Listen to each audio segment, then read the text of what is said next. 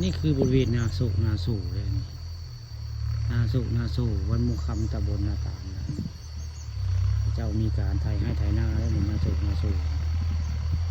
ใช้รถไถใหญ่แล้วไถนาสู่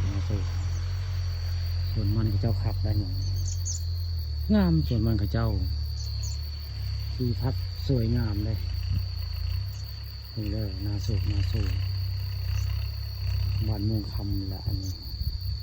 ดูหน้าพาพึ่งได้นี่หน้าพาพึ่งวันมุคำคือได้อันนี้หน้าสู่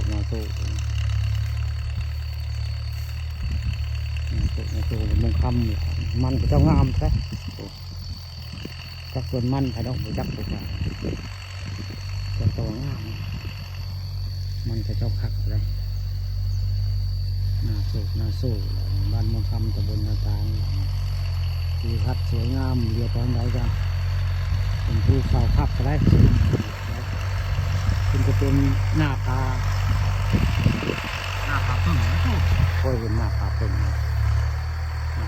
ก็จะเป็นหน้าผาพึ่งได้เป็นหน้าผาพึ่งได้เจ้าหน้านี่อยู่ใต้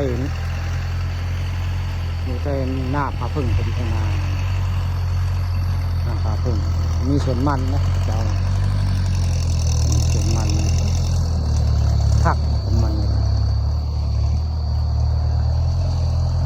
งามมันก็เจ้าคืองามหลาย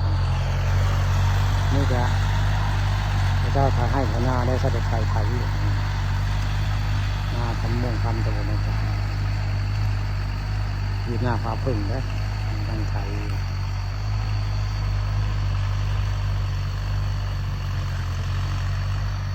สายสิเป็นหน้าวานอย่างเดียว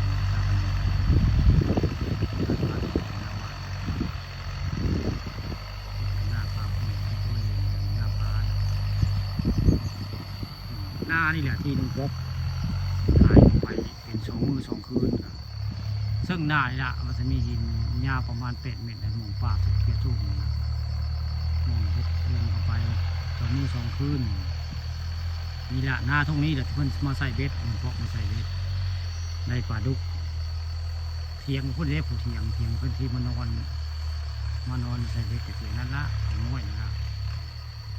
ทำงานลุงพอกหายเป็นไป2 มื้อ 2 คืนตรงนี้นะหน้านี่แหละลุงพอกที่เพิ่งมาใส่เวทมียิงลงมาชวนไปของเราไปนักนี่แหละหมู่บ้านเขาเป็นวิถีการเจ้าได้เมืองวัดได้หมู่ขึ้นหน้า